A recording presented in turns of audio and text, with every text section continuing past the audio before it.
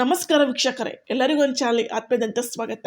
ಇವತ್ತಿನ ವಿಡಿಯೋದಲ್ಲಿ ನಾವು ಮಂಜಮ್ಮ ಹಾಗೂ ರತ್ನಮ್ಮ ಇವರಿಬ್ಬರು ಯಾರಿಗೆ ತಾನೇ ಗೊತ್ತಿಲ್ಲ, ತಮ್ಮ ವಿಶೇಷವಾದ ಗಾಯನದ ಮೂಲಕ ಇಡೀ ಕರ್ನಾಟಕದ ಮಾತಾಗಿದ್ದಂತಹ ಮಂಜಮ್ಮ ಹಾಗೂ ರತ್ನಮ್ಮ ಅವರು ಈಗ ಮಂಜಮ್ಮ ಅವರು ವಿಧಿವಶರಾಗಿದ್ದಾರೆ. ಮಂಜಮ್ಮ ಅವರು ನಿಧನವಾದ ಬೆನ್ನಲ್ಲೇ ಡ್ರೋನ್ ಪ್ರತಾಪ್ ಅವರು ಒಂದು ಪೋಸ್ಟ್ ಕೂಡ ಹಾಕಿದ್ದಾರೆ, ಒಂದು ವಿಡಿಯೋ ಕೂಡ ಹಾಕಿದ್ದಾರೆ. ಏನಿದೆ ಆ ವಿಡಿಯೋದಲ್ಲಿ, ಏನಂತ ಪೋಸ್ಟ್ ಹಾಕಿದ್ದಾರೆ ಡ್ರೋನ್ ಪ್ರತಾಪ್ ಅವರು ಅನ್ನೋದ್ರ ಬಗ್ಗೆ ನೋಡೋಣ ಬನ್ನಿ. ಅದಲ್ಲದೆ ವಾಹಿನಿ ಮೇಲೆ ಜನರು ಯಾಕೆ ಈ ರೀತಿ ಕಮೆಂಟ್ಸ್ಗಳು ಆಗ್ತಿದ್ದಾರೆ ಅನ್ನೋದ್ರ ಬಗ್ಗೆ ನೋಡೋಣ ಬನ್ನಿ. ಅದಕ್ಕಿಂತ ಮುಂಚೆ ವಿಡಿಯೋ ಲೈಕ್ ಮಾಡಿ, ಶೇರ್ ಮಾಡಿ, ಮರದೇ ಚಾನಲ್ ಸಬ್ಸ್ಕ್ರೈಬ್ ಮಾಡಿ. ಬನ್ನಿ ವಿಡಿಯೋ ಸ್ಟಾರ್ಟ್ ಮಾಡೋಣ. ಮಂಜಮ್ಮ ಹಾಗೂ ರತ್ನಮ್ಮ ಅವ್ರ ಬಗ್ಗೆ, ಅವ್ರ ಲೈಫ್ ಸ್ಟೋರಿ ಬಗ್ಗೆ ಒಂದು ವಿಡಿಯೋನ ಮಾಡಿದ್ದೀನಿ. ಇವ್ರಿಗೆ ಯಾರೆಲ್ಲ ಸಹಾಯ ಮಾಡಿದ್ರು, ಅದಲ್ಲದೆ ಮಂಜಮ್ಮ ಅವ್ರಿಗೆ ಏನಾಗಿತ್ತು ಅನ್ನೋದ್ರ ಬಗ್ಗೆ ಕಂಪ್ಲೀಟ್ ಡೀಟೇಲ್ಸ್ ಆಗಿ ವಿಡಿಯೋ ಮಾಡಿದ್ದೀನಿ, ಹೋಗಿ ನೋಡ್ಕೊಂಡ್ ಬನ್ನಿ. ಮಂಜಮ್ಮ ಹಾಗೂ ರತ್ನಮ್ಮ ತಮ್ಮ ವಿಶೇಷವಾದ ಗಾಯನದ ಮೂಲಕ ಸರಿಗಮಪ ಸೀಸನ್ 17 ಕಾರ್ಯಕ್ರಮದಲ್ಲಿ ಜನಪ್ರಿಯಗೊಂಡ ಕಂಟೆಸ್ಟೆಂಟ್ಗಳಾಗಿದ್ದರು. ಅದಲ್ಲದೆ ಈಗ ಮಂಜಮ್ಮ ಅವರು ವಿಧಿವಶರಾಗಿದ್ದಾರೆ. ಇತ್ತೀಚಿನ ದಿನಗಳಲ್ಲಿ ಮಂಜಮ್ಮ ಅವರಿಗೆ ತೀವ್ರ ಅನಾರೋಗ್ಯದ ಸಮಸ್ಯೆ ಕಾಡ್ತಿತ್ತು. ಅದಲ್ಲದೆ ಸ್ಥಳೀಯ ಆಸ್ಪತ್ರೆಯಲ್ಲಿ ಚಿಕಿತ್ಸೆ ನೀಡಿದರೂ ಸಹ ಯಾವುದೇ ಪ್ರಯೋಜನವಾಗುವುದಿಲ್ಲ. ಬಳಿಕ ಕುಟುಂಬದಸ್ಥರೆಲ್ಲ ಸೇರಿ ನಿರ್ಧಾರ ಮಾಡಿ ಬೆಂಗಳೂರಿನ ವಿಕ್ಟೋರಿಯಾ ಆಸ್ಪತ್ರೆಗೆ ಮಂಜಮ್ಮ ಅವರನ್ನು ದಾಖಲಿಸ್ತಾರೆ.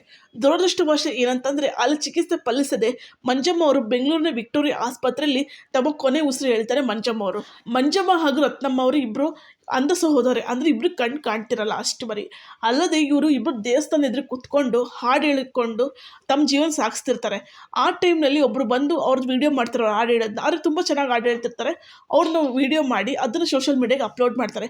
ಇದು ತುಂಬಾ ವೈರಲ್ ಆಗುತ್ತೆ ಸೋಷಿಯಲ್ ಮೀಡಿಯಾದಲ್ಲಿ. ಎಲ್ಲಿ ಎಷ್ಟು ಮಟ್ಟಿಗೆ ವೈರಲ್ ಆಗುತ್ತೆ ಅಂದರೆ, ಈ ವಿಡಿಯೋನ ಸರಿಗಮಪ ತಂಡಕ್ಕೂ ತಲುಪಿಸ್ತಾರೆ ಒಬ್ಬರು.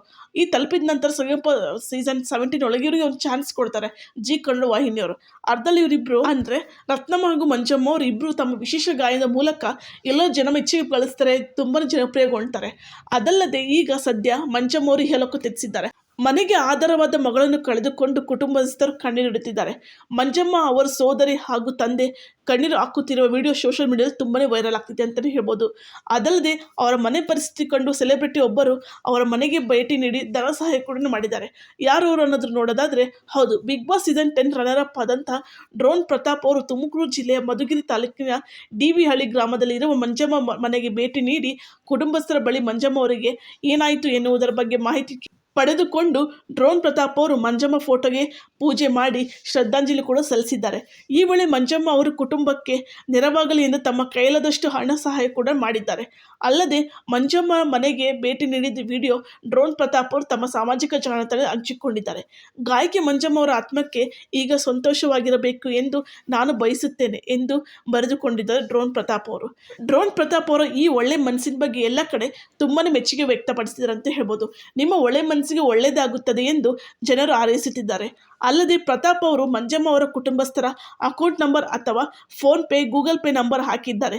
ನಾವು ಕೈಯಲ್ಲದಷ್ಟು ಸಹಾಯ ಮಾಡುತ್ತೇವೆ ಎಂದು ನೆಟ್ಟಿಗರು ಕೂಡ ಕಮೆಂಟ್ ಆಗ್ತಿದ್ದಾರೆ ಅಂತ ಹೇಳ್ಬೋದು. ಪ್ರತಾಪ್ ಅವರು ಈ ಒಳ್ಳೆ ಗುಣದ ಬಗ್ಗೆ ನಿಮಗೆ ಅನಿಸುತ್ತೆ?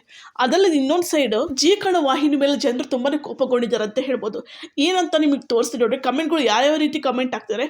ಜಿ ಕನ್ನಡ ವಾಹಿನಿಯವರು ಒಂದು ಪೋಸ್ಟ್ ಹಾಕ್ತಾರೆ, ಸರಿಗಮಪ ಸೀಸನ್ 17 ಸ್ಪರ್ಧೆಯ ಎಲ್ಲ ಮನಸ್ಸು ಗೆದ್ದಂಥ ಮಂಜಮ್ಮ ಅವರಿಗೆ ಭಾವಪೂರ್ವ ಶ್ರದ್ಧಾಂಜಲಿ ಅಂತ ಒಂದು ಪೋಸ್ಟ್ ಹಾಕ್ತಾರೆ. ಅದಕ್ಕೆ ಕಮೆಂಟ್ಸ್ ನೋಡೋದಾದ್ರೆ ನೋಡ್ಬೋದು ನೀವು ಯಾವ್ಯಾವ ರೀತಿ ಜನರು ಕಮೆಂಟ್ಸ್ ಹಾಕ್ತಾರೆ. ಇದೆಷ್ಟು ಮಟ್ಟಿಗೆ ಕರೆಂಟ್ ಅಂತ ನೀವೇ ಕಮೆಂಟ್ ಬಾಕ್ಸಲ್ಲಿ ಕಮೆಂಟ್ ಮಾಡಿ. ಇದೆಲ್ಲದರ ನಡುವೆ ಪರದೆ ಮುಂದೆ ಆಡಿದ ಕೆಲವು ನಾಯಕರ ಮಾತುಗಳು ಹಾಗೂ ಕೊಟ್ಟ ಆಶ್ವಾಸನೆಗಳು ಎಷ್ಟರ ಮಟ್ಟಿಗೆ ನಿಜ ಆಯಿತು ಗೊತ್ತಿಲ್ಲ.